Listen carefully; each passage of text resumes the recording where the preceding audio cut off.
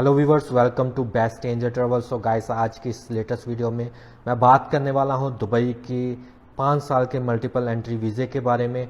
अगर तो आप वो अप्लाई करना चाहते हैं तो उसका पूरा तरीकाकार मैं आपको इस वीडियो में बता दूंगा।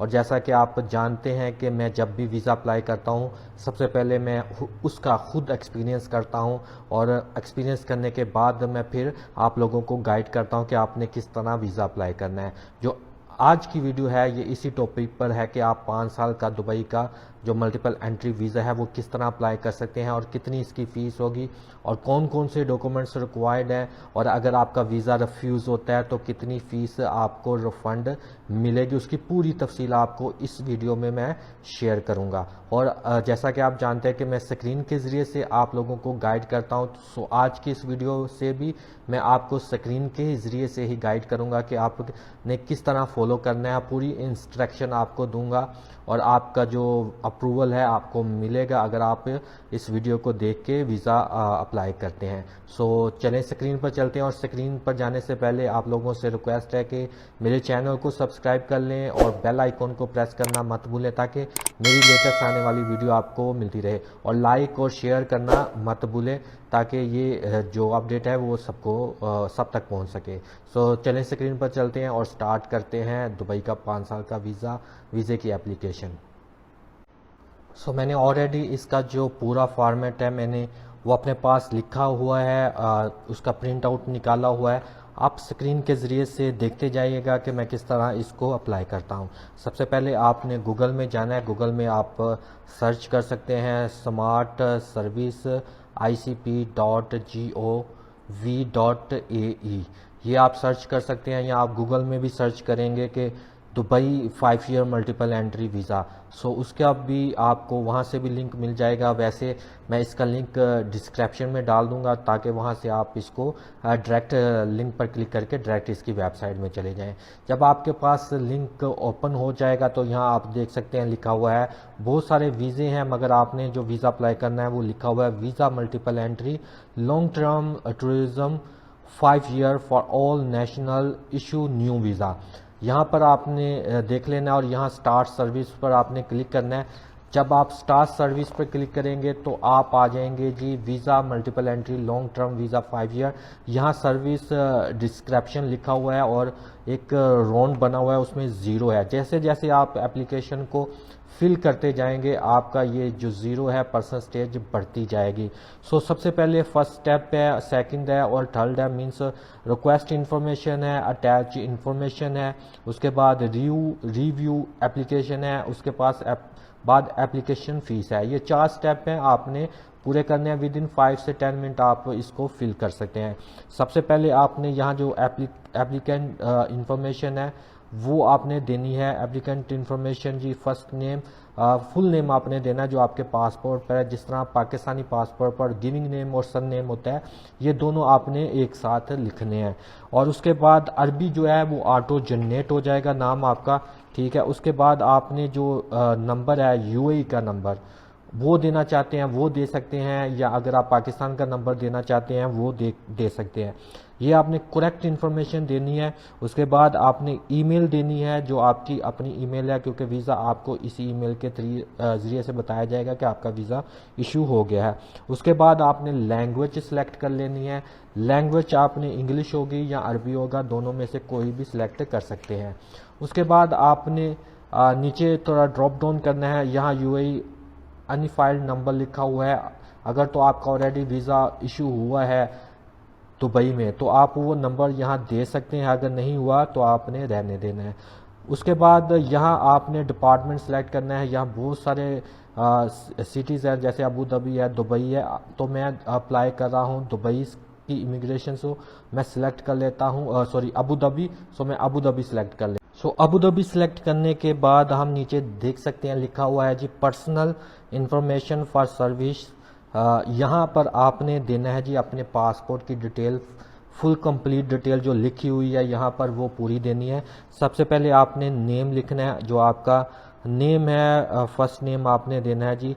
मैं यहाँ नेम दे देता हूँ। उसके बाद अरबी का ऑटोमेटिक उठा लेगा। उसके बाद करंट नेशनलिटी आपने सेलेक्ट करनी है। जैसे आप प्लीज़ सेलेक्ट पर क्लिक करेंगे, सारी कंट्री आपके सामने शो हो जाएंगी, वहाँ से आपने सेलेक्ट कर लेनी है।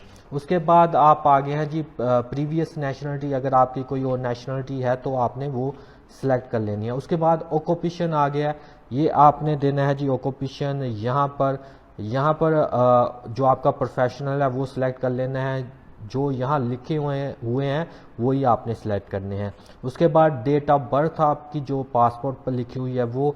उसके बाद कंट्री ऑफ बर्थ, कौन सी कंट्री में आप पैदा हुए हैं। उसके बाद इंग्लिश सिटी ऑफ बर्थ, आपके कौन से शहर में पैदा हुए हैं, इंग्लिश में आपने देना है, अरबिक में ऑटो जनरेट हो जाएगा। उसके बाद पासपोर्ट नंबर आपने देना है, जो आपका करंट पासपोर्ट है और वो पासपोर्ट आपने देना है। उसके बाद आपने पासपोर्ट सेलेक्ट कर लेना है नॉर्मल। उसके बाद पासपोर्ट इश्यू प्लेस, कौन से शहर में आपका पासपोर्ट इशू हुआ है तो आपने अपने शहर का नाम देना है। उसके बाद अरबी में ऑटो जनरेट हो जाएगा। उसके बाद कंट्री ऑफ इशू देना है, आपका पासपोर्ट कौन सी कंट्री में इशू हुआ है, तो अगर पाकिस्तानी हो तो पाकिस्तानी, अगर इंडियन हो तो इंडियन, अगर बांग्लादेश का हो तो बांग्लादेश।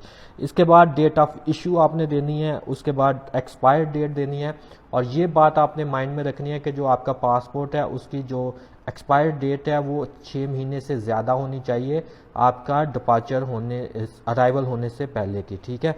उसके बाद आप आ जाएंगे नीचे, आपने अपना रिलीजन्स देना है, मज़हब आपका कौन सा है। अगर तो आप सुन्नी सेलेक्ट कर लेते हैं या क्रिश्चियन सेलेक्ट कर लेते हैं तो उसके बाद आपका फेथ पूछेगा। फॉर एग्जांपल अगर क्रिश्चियन पूछते हैं तो कैथलिक और ऑर्थोडॉक्स और बहुत सारे, अगर मुस्लिम इस्लाम सेलेक्ट करते हैं तो सुन्नी शिया, ये पूरे आपने फिल करनी है। उसके बाद आपका स्टेटस आ जाएगा, सिंगल है तो सिंगल, मैरिड है तो मैरिड। उसके बाद क्वालिफिकेशन आपकी आ गई है कि आपकी एजुकेशन क्या है, सो आपने अपनी एजुकेशन सेलेक्ट कर लेनी है। उसके बाद आपने जो आपका लेवल है, आपने कौन से लेवल से एजुकेशन हासिल की है वो आपने देना है, फर्स्ट लेवल, सेकंड लेवल, जो भी है, ठीक है। उसके बाद मदर नेम आपने देना है, जो आपकी माँ का नाम है, पाकिस्तानी पासपोर्ट पर लिखा नहीं होता, अगर आपने परफेक्ट वही नाम देना है। सो mother name auto generate Arabic में हो जाएगा। उसके बाद आपने जो विजिट रीजन है वो सिलेक्ट कर लेना है, वो ऑटो भी कभी कभी हो जाता है और कभी कभी आपने खुद सिलेक्ट करना है, तो टूरिज्म यहाँ लिखा हुआ है। उसके बाद आप देख सकते हैं ईमेल के अंदर आगे स्टार बना हुआ है, तो आपने अपनी प्रॉपर ईमेल देनी है जो आप लॉगिन करते हैं। उसके बाद एड्रेस इनसाइड यूएई, जिस होटल का आपने बुकिंग की हुई है तो वो एड्रेस आपने देना है जी। आप अगर दुबई में है या अबू धाबी में है, शारजा में है, तो आपने वो सिलेक्ट कर लेना है। उसके बाद उस सिटी का नाम लिख लेना है। उसके बाद एरिया जो आपने बुकिंग की होगी उस पर पूरी डिटेल लिखी होगी और एरिया लिख लेना है। उसके बाद डिटेल एड्रेस लिख लेना है, ठीक है। उसके बाद हम आ गए हैं जी बिल्डिंग, होटल का नाम वगैरह। उसके पास बाद पीओ बॉक्स ज़रूरी नहीं है। उसके बाद रेजिडेंस टेलीफोन नंबर, ये आप होटल का दे सकते हैं और यहाँ दुबई का ही नंबर आपने सेलेक्ट करना है। उसके बाद ऑफिस का नंबर सेलेक्ट कर लेना है। उसके बाद मोबाइल नंबर आपने सेलेक्ट करना है, ये आप किसी भी कंट्री का सिलेक्ट कर सकते हैं अगर आप किसी और कंट्री से हैं, मगर जो रेजिडेंसी ड्रेस नंबर है वो आपने दुबई का ही देना है। उसके बाद एड्रेस आउटसाइड यूएई, ये एड्रेस आपने देना है अपनी कंट्री का जहां आप परमानेंट रह रहे हैं। फॉर एग्जांपल मैं ओमान में हूं तो मैं ओमान का भी दे सकता हूं, या मैं पाकिस्तान का भी दे सकता हूं, ये सारे। उसके बाद आपने नंबर देना है, phone number, permanent mobile number. उसके बाद आई एम नॉट रिपोर्ट पर क्लिक करके आपने नेक्स्ट कर देना है। जैसे आप नेक्स्ट पर आएंगे तो आप आ जाएंगे जी जो डॉक्यूमेंट्स आपने अटैच करने हैं। 5 डॉक्यूमेंट्स हैं जो आपने अटैच करने हैं इस एप्लीकेशन में। सबसे पहले आपकी एक फ़ोटो साइज पिक्चर होनी चाहिए, वो आपने ऐड करनी है जी। आप यहाँ सेलेक्ट पर क्लिक कर सकते हैं तो आप उस फोटो को अटैच कर लेंगे। उसके बाद आपने जो पासपोर्ट है, क्लियर फ़ोटो आपने अपलोड करनी है पासपोर्ट की। उसके बाद मेडिकल इंश्योरेंस, अगर आप पाकिस्तान से हैं तो किसी भी ट्रैवल एजेंट से 4-5 हज़ार में आपको मिल जाएगी, ठीक है। उसके बाद आपने बैंक स्टेटमेंट अपलोड करनी है और उसमें मिनिमम जो बैलेंस है वो आपका 4,000 यूएसए डॉलर, अगर आप पाकिस्तानी करेंसी को कन्वर्ट करते हैं इक्वल, तो तकरीबन 10 से 12 लाख आपके अकाउंट में होना चाहिए, ठीक है। उसके बाद आपकी जो पाकिस्तानी आईडी कार्ड की फ़ोटो है वो आपने दोनों साइड की अपलोड करनी है, जिसको CNIC कहते हैं। ये चारों आपने अपलोड करने के बाद नेक्स्ट कर लेना है। नेक्स्ट करने के बाद आप आ जाएंगे जी रिव्यू एप्लीकेशन पर। यहाँ अगर आपको कुछ डाउट लगता है तो आप इसको एडिट कर सकते हैं, नहीं लगता तो आपने नेक्स्ट कर देना है। तो नेक्स्ट करने के बाद आप देख सकते हैं हम आ गए हैं जी जो हम लोगों की फ़ीस है, हमने कितनी फ़ीस पे करनी है। ये है जी 651 यूए की करेंसी है। और इसकी उसके बाद जब आप इसको कंफर्म कर लेंगे, देख लें कि 500 जो है, अगर आपका वीज़ा रिफ्यूज़ होता है तो 500 जो एडी है वो आपको रिटर्न मिल जाएगा, मीन्स दिरहम आपको रिटर्न कर देंगे, ठीक है। और बाकी जो एप्लीकेशन वगैरह की फ़ीस है वो आपको रिफंड नहीं होगी, ठीक है। उसके बाद आप यहाँ पर क्लिक करेंगे। क्लिक करने के बाद आपने अपने क्रेडिट कार्ड की डिटेल वगैरह देनी है और आप इसको आपने सेंड कर देना है, पे कर देना है। जैसे ही आप पे करेंगे, कभी कभी आपका वीज़ा उसी टाइम तकरीबन 1 घंटे के अंदर रिव्यू करके इमिग्रेशन आपका वीज़ा इशू कर देता है और आप इसको इसका स्टेटस ऑनलाइन चेक कर सकते हैं वेबसाइट के ज़रिए से भी। सो यही था, अगर आप वीज़ा अप्लाई करना चाहते हैं तो इजी है, वेरी इजी है। अगर आपके अकाउंट में तकरीबन 4000 यूएसए डॉलर हैं तो आपके पास बेस्ट ऑप्शन है कि आप बार बार वीज़ा ना लें और ये वीज़ा अप्लाई करें। 5 ईयर तक आपको कुछ परेशानी नहीं होगी। सो आज की वीडियो में बस यही था। अगर वीडियो पसंद आए लाइक और शेयर ज़रूर कीजिएगा और सब्सक्राइब करना मत भूलिएगा। और मज़ीद वीडियो देखने के लिए वीज़े के बारे में, एंट्री के बारे में, एयरलाइन के बारे में हमारे चैनल को विज़िट करते रहिएगा। Thank you for watching. Thank you so much.